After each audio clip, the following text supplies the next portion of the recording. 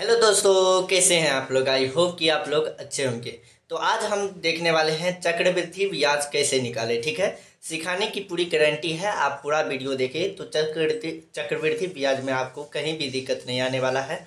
आप चक्रवृद्धि ब्याज निकालने के लिए पूरी तरीक़ा से सीख जाएंगे। ठीक है, लेकिन वीडियो को शुरू से लेकर लास्ट तक देखना होगा। ठीक है, तो देखिए चक्रवृद्धि ब्याज बहुत ही सारे ये क्लासेस में पूछे जाते हैं, एग्जाम में पूछे जाते हैं।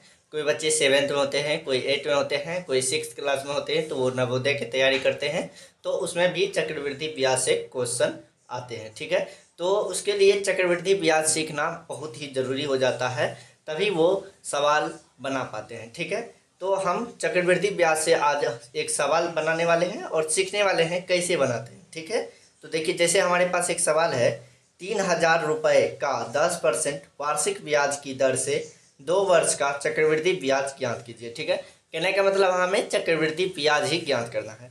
अब देखिए यहाँ पे जो दिया गया है 3000, ये क्या है, 3000 तो रुपया है, लेकिन ये 10% हमें समझ में नहीं आया, ये 2 वर्ष समझ में नहीं आया, इसका क्या मतलब है। तो देखिए इसको निकालने के लिए दो फार्मूले होते हैं। पहला देख लीजिए यहाँ पे, पहला देखिए, पहला फार्मूला ये है 1 नंबर में, ए बराबर पी इंटू 1+r/100 और पावर का n। ठीक है, यहाँ पे आप ये n जो है ये समय को दर्शाता है, तो आप टी लिख सकते हैं। ठीक है, और दूसरा होता है चक्रवृद्धि ब्याज बराबर a-p। अब देखिए सर, हमने तो बता दिया कि ए बराबर p into 1+r/100 into n। अब ये p/r/a क्या है, तो आइए देखते हैं। देखिए ए का मतलब होता है मिश्र धन। क्या होता है, मिश्र धन, मतलब अमाउंट। इंग्लिश में अमाउंट होता है, इसलिए इसका फर्स्ट लेटर से इसे सूचित किया जाता है। ठीक है, और पी का मतलब होता है मूलधन। मूलधन को इंग्लिश में प्रिंसिपल कहा जाता है। ठीक है, इसलिए मूलधन को हम पी से सूचित करते हैं। ठीक है, और आर का मतलब होता है दर। क्या होता है, दर। दर को इंग्लिश में रेट कहा जाता है, इसलिए दर को आर से सूचित किया जाता है। और एन का मतलब होता है समय। ठीक है, समय को टाइम भी कहते हैं इंग्लिश में, तो टी से और एन से दोनों से सूचित कर सकते हैं हम। ठीक है, और देखिए चक्रवृद्धि ब्याज को हम CI भी कहते हैं। क्या कहते हैं, CI कह देने से क्या होता है, चक्रवृद्धि ब्याज। चक्रवृद्धि ब्याज इसका इंग्लिश में कंपाउंड इंटरेस्ट होता है। ठीक है, इसलिए हम इसे क्या कह सकते हैं, CI कह देते हैं। ठीक है, तो आप देखिए ये फार्मूला हमने आपको बता दिया, और क्या क्या है इसमें ABCD क्या है, AP क्या है, ये सारी चीज़ हमने आपको बता दिया। ठीक है, तो आइए आप क्वेश्चन लगाते हैं। ठीक है, तो देखिए क्वेश्चन हमारे पास क्या दिया गया है, 3000 RS। ठीक है, यानी कि हमारे पास P कितना दिया गया, यहाँ पे हल कर देते हैं, लिखेंगे हल। ठीक है, तो देखिए P दिया गया है हमारे पास 3000, कितना, 3000 RS। ठीक है, और देखिए और क्या दिया गया है, तो हमारे पास दर दिया गया, यानी कि आर दिया गया है। आर हमेशा परसेंट में होता है, किसमें होता है, परसेंट में। तो आर बराबर कितना हो दिया गया है, 10%। कितना दिया गया है, 10%। कितना, तो 10% कितना दिया गया है। तो देखिए ये आर हो गया, ये पी हो गया। अब ये 2 वर्ष जो है ये हो गया क्या, एन हो गया। ठीक है, एन बराबर कितना, 2 वर्ष।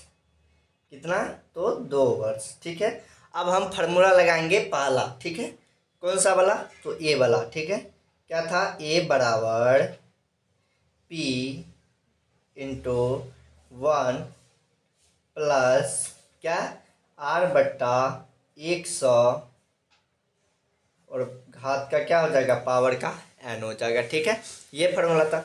अब कहेंगे आपकी सर हमें तो चक्रवृद्धि ब्याज लगाना था, निकालना है, लेकिन हम फार्मूला दूसरा लगा रहे हैं, ये वाला मिश्र धन वाला लगा रहे हैं। क्यों, तो देखिए हमें पहले चक्रवृद्धि ब्याज निकालने के लिए मिश्र धन निकालना पड़ेगा, और मिश्र धन आप इन तीनों चीज़ से पहले आप चक्रवृद्धि ब्याज नहीं निकाल सकते हैं। ठीक है, आप इससे पहले मिश्र धन निकालिए, फिर मिश्र धन निकालने के बाद आप चक्रवृद्धि ब्याज आराम से निकाल सकते हैं। ठीक है, तो आप देखिए इस फार्मूला पे हम बैठा देंगे, सब कुछ लिख देंगे। तो देखिए एक ए बराबर क्या हो जाएगा, तो देखिए पी का वैल्यू कितना है, 3000 है, 3000 इंटू 1 प्लस है, ठीक है। आर का कितना है 10 है, और बट्टे में क्या हो जाएगा 100 हो जाएगा। और देखिए एन का वैल्यू कितना है तो 2 है, ठीक है। पावर का 2 रख दिए, ठीक है। इस तरह से ये हो गया। अब यहाँ पे क्या करेंगे तो देखिए हम पहले कोष्ट वाला का काम करेंगे, ठीक है। तो देखिए इसको हम इससे कैंसिल कर सकते हैं, ठीक है, ऐसे करके।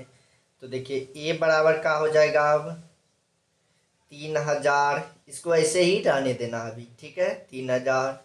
अब देखिए ये क्या हो जाएगा 1 बट प्लस यहाँ पे 0 कट गया तो क्या बचा 1 बचा, 1/10, ठीक है। अब देखिए यहाँ पे जो हमने 0 काटा ये कैसे काटा, अगर यहाँ पे जान लीजिए अगर 5 रहता 5/100 रहता तब भी हम काट देते, 5 एका 1 और 20 पंचे 100, ठीक है। इस तरह से हम काटते हैं ऊपर नीचे, ठीक है, ऊपर नीचे ये काटा जाता है, ठीक है। तो 0 0 था तो 0 0 भी काट सकते हैं आप, नहीं तो 10 एका 1 और 10 दहें 100, इस तरह से भी काट सकते हैं, ठीक है। बात बराबर होने वाला है, ठीक है।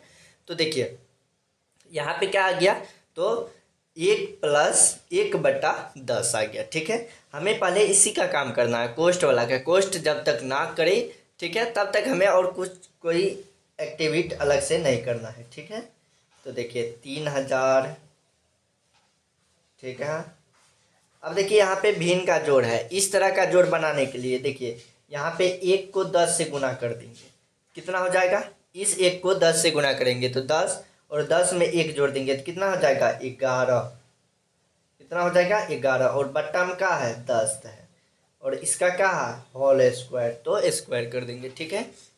तो देखिए यहाँ पे फिर से मैं बता देता हूँ, इसको 1 को 10 से गुना करना है तो 10, यहाँ पे 2 रहे तो 2 से गुना करना है, 3 रहे तो 3 से गुना करना है, ठीक है। तो 10 हो गया और 1 जोड़ देंगे तो 11/10, ठीक है, इसका स्क्वायर। तो देखिए स्क्वायर का मतलब क्या होता है, जैसे देख लीजिए यहाँ पे अगर 2 का स्क्वायर 2 रहे तो यहाँ इसका मतलब हो गया 2 गुना 2 है, ठीक है, यानी कि 2 को 2 बार गुना किया गया, ठीक है। अगर ए स्क्वायर रहे तो 1 गुना ए है, ठीक है, ए बार ए से गुना किया गया, ठीक है, आपस में।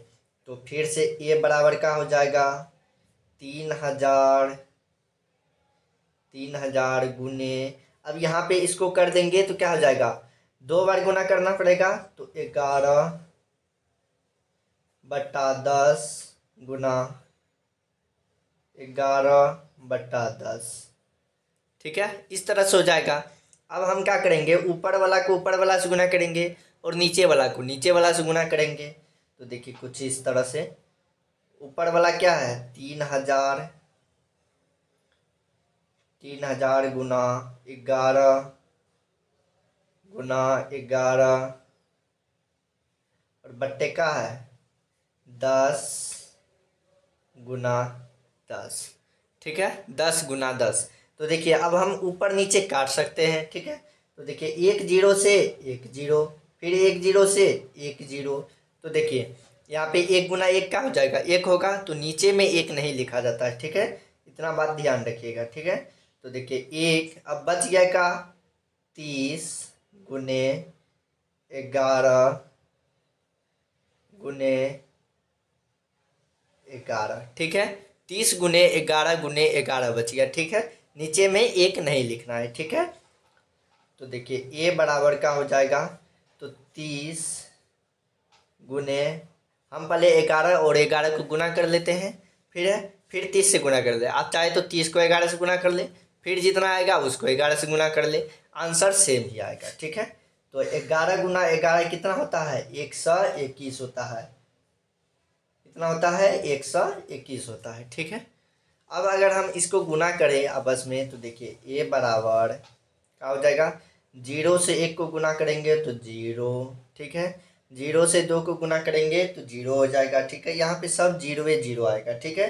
तो अब देखिए 3 को 1 से गुना करेंगे तो कितना हो जाएगा 3 हो जाएगा, 3 को 1 से गुना करेंगे 3, ठीक है। उसी तरह से 3 को 2 से गुना करेंगे 6, और 3 को 1 से गुना करेंगे तो 3, कितना आ गया 3630 आ गया, 3630 आ गया। ये क्या आ गया हमारा ए आ गया मिश्र धन।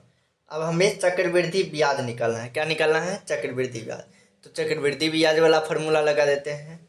तो चक्रवृद्धि ब्याज को हम इंग्लिश में कंपाउंड इंटरेस्ट कहते हैं और कंपाउंड इंटरेस्ट को CI से भी कहते हैं। ठीक है, तो CI लिखे या चक्रवृद्धि ब्याज।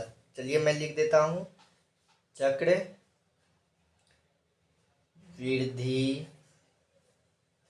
ब्याज क्या होता है फॉर्मूला? तो A माइनस का P। ठीक है, A माइनस P। तो देखिए A कितना आ गया है? 3630। ठीक है, माइनस P कितना है? तो P देखिए यहाँ पे शुरू में P कितना है? 3000। ठीक है, कितना है? 3000। तो 3000 यहाँ पे लिख देंगे 3000। तो देखिए 3630 में से 3000 घटाएंगे तो कितना आएगा? 630 आ गया। तो हमारा चक्रवृद्धि ब्याज कितना निकल गया? 2 साल का। अगर हम 3000 रुपया किसी को देते हैं, ठीक है, 2 वर्ष के लिए 10% के ब्याज पे 10% के दर से, तो 2 साल में 630 रुपया आएगा। ठीक है, चक्रवृद्धि ब्याज हो जाएगा। यही कहा जाएगा हमारा चक्रवृद्धि ब्याज। ठीक है, आई होप कि आप सभी को ये चक्रवृद्धि ब्याज समझ में आ गए होंगे। अगर किसी प्रकार का डाउट हो तो हमें कमेंट करके बता सकते हैं। फिर मिलते हैं एक और वीडियो में, तब तक के लिए जय हिंद।